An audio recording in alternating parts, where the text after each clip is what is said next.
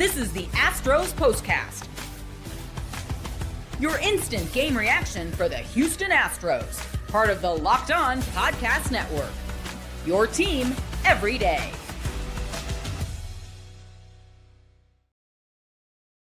Well, if there's one thing that you can guarantee from the Astros on a nightly basis this season is that they are going to test your faith at some point in basically every single game. And they did that again tonight by blowing the 2-0 lead again late to the Toronto Blue Jays, but somehow, miraculously, finding their way to the victory thanks to the big swing from Yainer Diaz.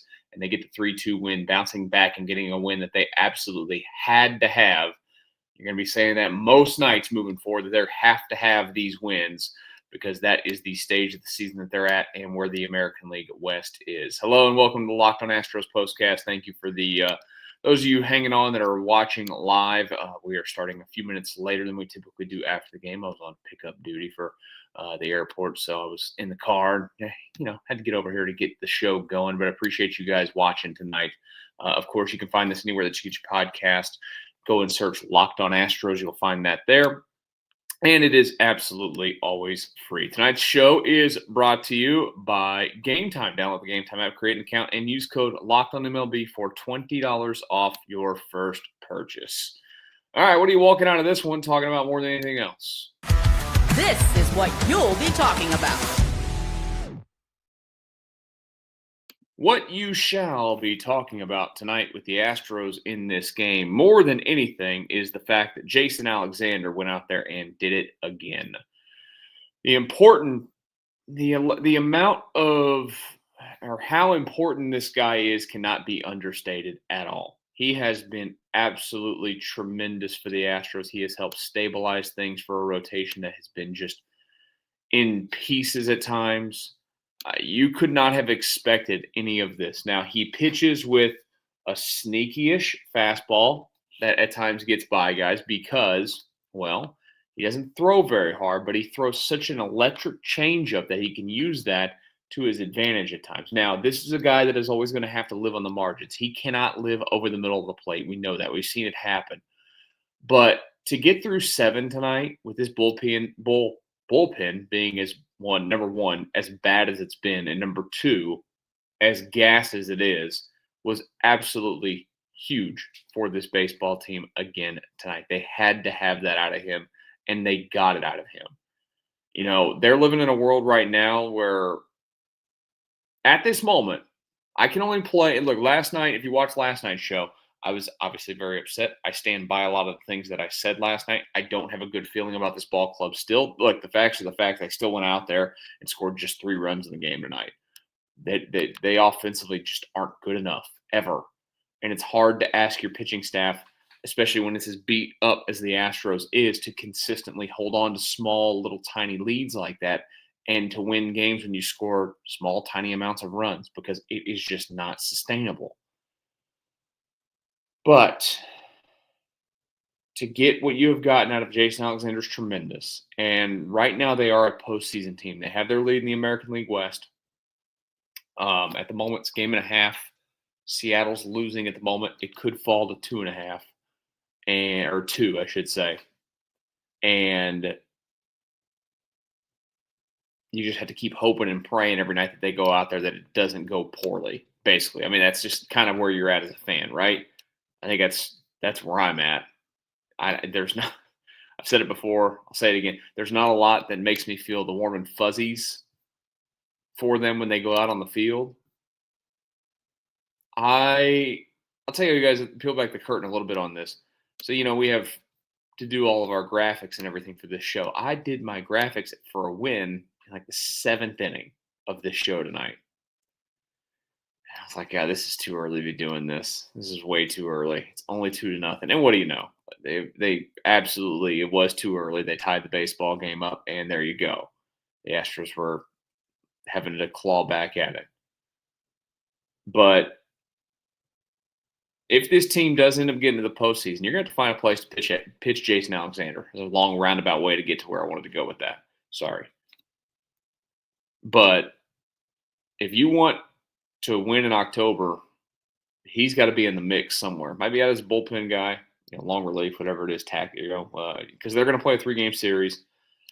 I even had to save him for a game one of an ALDS in a world where you advance out of the wild card round, which I don't think I'd be picking them right now to get out of the wild card round if they made it today. So the postseason ended today, I would not be picking the Astros to win their series. I'd want to be wrong, but I would not be picking them. All right, so that was big of him. The other things that were big, obviously, Carlos Correa, 200th career home run tonight. Big moment for him. He has been tremendous since they have brought him back. He has a little slump there, but overall, I think there are zero complaints. It was a good trade. It was a great trade because they gave up nothing and they didn't have to take on his full salary.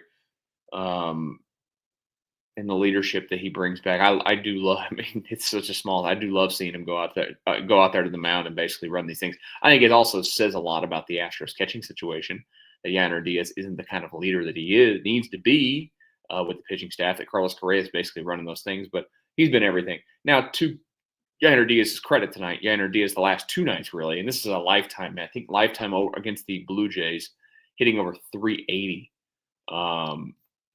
He was great again tonight at the plate. He clearly hit the game-winning home run there in the ninth inning for the Astros to get out of this funk for at least one night, where they can go lay their heads down and say, maybe we're not complete trash, because that's what they've looked like.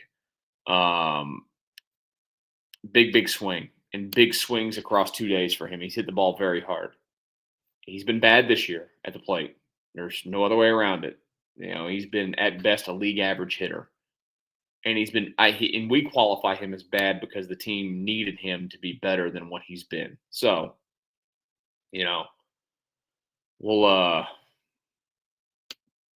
we'll see if he can string it together and keep it going, because they absolutely could use that out of him. They need it. They need him to be better than he has been. And tonight he was better than he has been and helped the Astros get that victory over those Toronto Blue Jays. Let's talk about tomorrow's baseball game, the importance of it. Got to have it. We'll do that here in just a brief second on the Locked On Astros Postcast. All right, before we get back to that discussion on the Houston Astros win tonight over those Toronto Blue Jays, I got a few messages for you guys real quick. First up, I want to tell you about Nutrafol. That's right. You've probably seen a million ads for hair growth products and thought, sure, like that actually works. There are so many products out there, and it's hard to know which ones are actually going to do anything. That's why you should give Nutrafol a closer look. Nutrafol is the #1 dermatologist recommended hair growth supplement brand, trusted by over 1.5 million people. And it's not just hype. This is a supplement clinically tested that targets the root causes of thinning and shredding with a proactive approach. Look, here's the great thing. You get that Nutrafol going, it's going to bring that hair back. You're going to be feeling better than ever and feeling great. See thicker, stronger, and hair with less shredding in just 3 to 6 months than Nutrafol. For a limited time, Nutrafol is offering Locked On MLB listeners $10 off your first month subscription and free shipping when you go to Nutrafol.com and enter the promo code LOCKEDONMLB. That's Nutrafol.com, promo code LOCKEDONMLB. Up next, before we get back to our Astros discussion, football season is here. Yeah, FanDuel is making sure you're ready for kickoff with a can't-miss offer. Right now, new customers can bet just $5, and if your bet wins, you'll get $300 in bonus bets to use across the app. Makes every game more exciting, whether you're watching your team or just keeping an eye on your fantasy lineup. It's quick, easy, and the best way to add a little more energy to Sundays. So are you ready to play? Download the FanDuel app now by visiting FanDuel.com to get started. That's FanDuel.com to place your first $5 bet. One final message before we get back to our Astros discussion here tonight. Let me tell you about Gametime. There's nothing like catching a baseball game live. The energy of the crowd, the chance to see your team in person. It's always a great experience, but actually getting the tickets, that's the tough part. Queues, login screens, surprise fees. It takes all the fun out of it. That's why I use Gametime, the app that gives the advantage back to fans. Gametime is fast, easy, and backed by the Gametime guarantee. You'll always get 100% authentic tickets delivered on time and at the price, at the best price. Plus, all fees are included, so the price you see is the price you pay. Download the Gametime app, create an account, and use code LOCKEDONMLB for $20 off your first purchase. Terms apply. Again, that's promo code LOCKEDONMLB for $20 off. Swipe, tap, ticket, go. Download Gametime today.